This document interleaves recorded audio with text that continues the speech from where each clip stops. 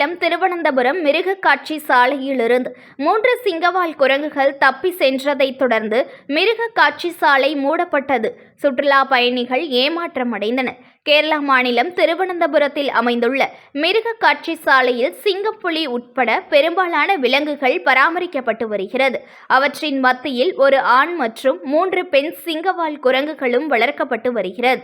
இந்நிலையில் இப்பகுதியில் பெய்த கனமழையால் மூங்கில் மரங்கள் சிங்கவால் குரங்குகள் விடப்பட்டிருந்த பகுதியில் சாய்ந்ததை தொடர்ந்து அம்மரங்களில் பிடித்து தாவியபடி 3 பெண் சிங்கவால் குரங்குகளும் அருகிலுள்ள மரத்தில் தப்பி சென்றதை தொடர்ந்து அப்பகுதியில் உள்ள மரத்தில் பதுங்கியிருக்கும் சிங்கவால் குரங்குகளை பிடிக்கும் முயற்சியில் மிருகக்காட்சி சாலை பணியாளர்களும் வனத்துறையினரும் தீவிரமாக ஈடுபட்டு வருகின்றனர்.